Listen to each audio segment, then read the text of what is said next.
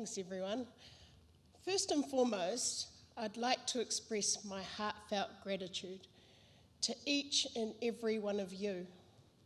The news of being chosen to speak to you today led me to reflect on the remarkable journey that brought our exceptional team together on that unforgettable election night in 2020. These past 2.5 years have been an absolute privilege for me, and I'm so grateful for the opportunity I have been given to serve you. So before we get on to anything, please allow me to thank you.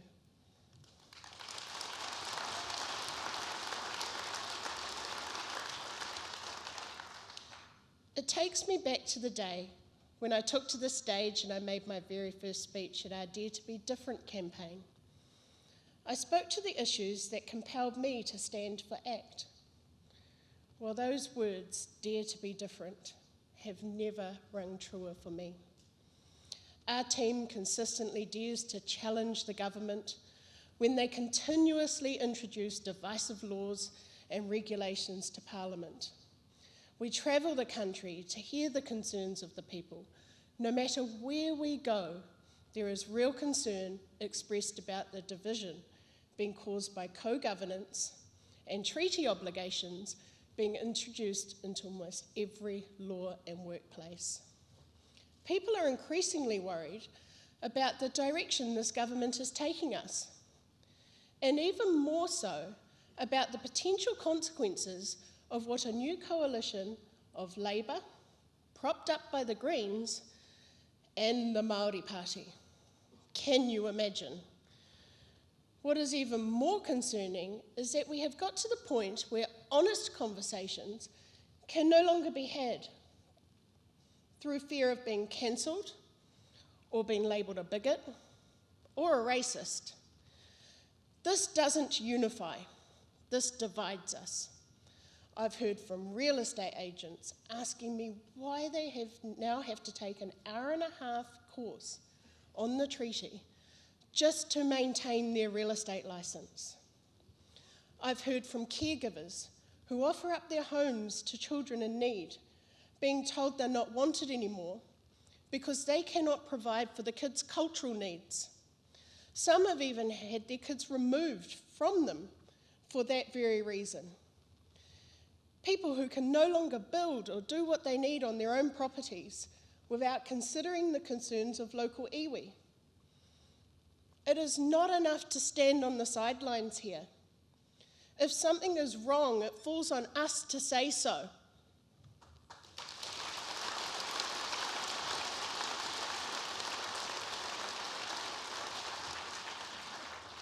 My colleague Nicole McKee, just a week or so ago, challenged the government when they introduced a law to get tougher on fleeing drivers. The government quietly added that they were concerned that because this may disproportionately affect young Māori men, it may breach the treaty. So they added in discretion when implementing this law. Nicole was absolutely correct when she told them this was absolute nonsense. The police have a hard enough time as it is without adding this kind of racial profiling into their role. Simon Court has spent many hours battling the issues around co-governance in the Three Waters legislation, along with issues in local councils and their boards, and I currently have a bill to be debated very soon regarding removing Section 7AA from the Oranga Tamariki Act. Why is this important? Well, this section obligates them to abide by the treaty in all decision-making surrounding vulnerable children. I firmly believe our child welfare system should be 100% colourblind. Full stop.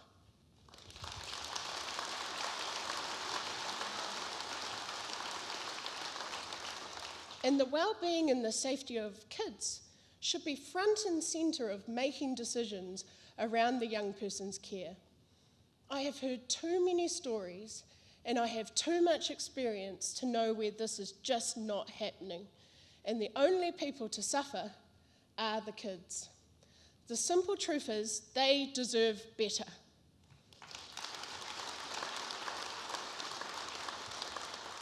I could go through every portfolio and give examples of where treaty obligations have been added into law with no explanation of what this means or how it will work. And this is why ACT has consistently stood up against undemocratic laws which have been passed through Parliament with either minimal or no consultation with the majority of New Zealanders. I have, and I will, continue to speak out against the idea that we need to be a tītiriti-centric country where individuals must align themselves either as tangata whenua or tangata reti, where there's no middle ground or any third option, and you are forced to pick a side. What does that mean for people like my children, who have a diverse and unique mix of ethnicities woven together to create who they are? They deserve better too. And unfortunately, I have experienced firsthand the disheartening reality of being regarded primarily for my identity rather than as an individual. My husband and I have spent our lives working hard and grabbing onto any opportunity we could to create a better future, not only for ourselves, but for our children, and theirs too. As their mum, I refuse to let them grow up in a society where they are required to justify their identities imposed upon them by politicians who claim to have the authority to define who they truly are. I find it incredibly difficult to swallow what is being sold to us right now as the right thing to do. How much longer will future generations have to endure the consequences of past mistakes?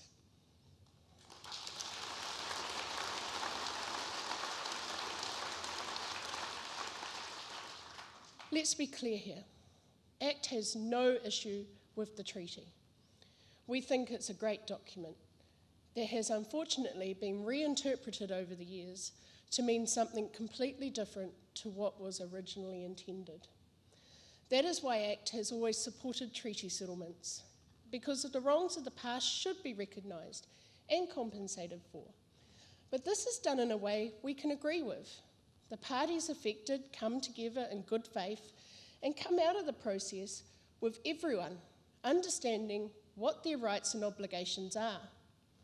Doesn't that sound like common sense to you? Instead, what this government is doing now is having conversations with a tiny number of people and telling the rest of us this is how it's going to be, with no real explanation of what it means or how it's going to work. So what would be different with ACT in a position to make real change in this area?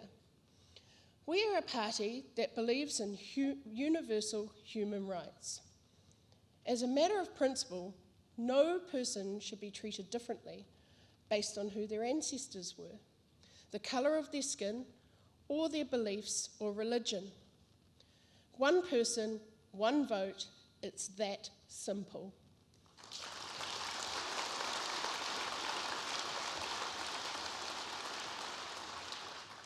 In order to restore these universal human rights, we will repeal any laws that give different rights based on identity.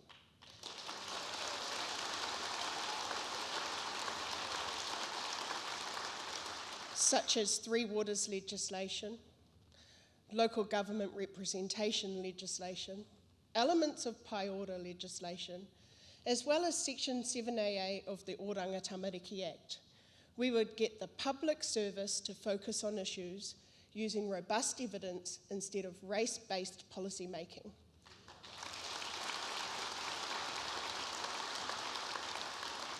With devolution and choice for all. Recent examples of this would be the Equity Index policy for school funding and charter schools. Then most importantly, we would introduce a Treaties Principles Bill that will define what the treaty means. It's not hard. It means what it says and it says what it means.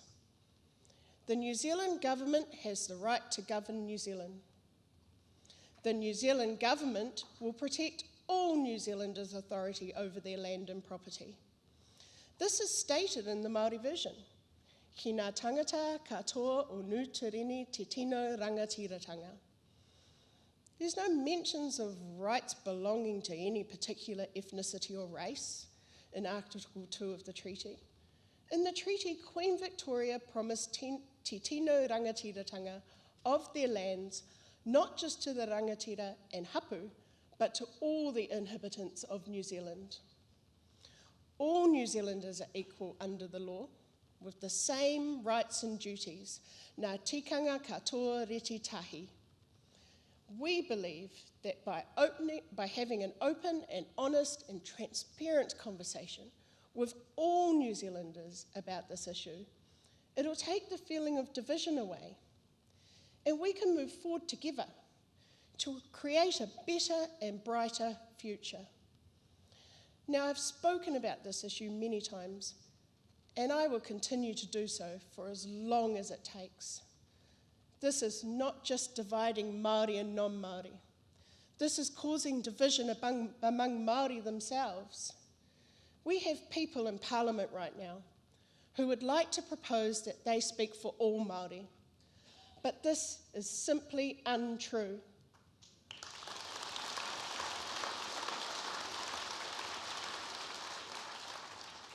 I, for one, would just like to have the right to be me, without being told that I'm not the right kind of Māori. I am, at the end of the day, a proud New Zealander who happens to be Māori.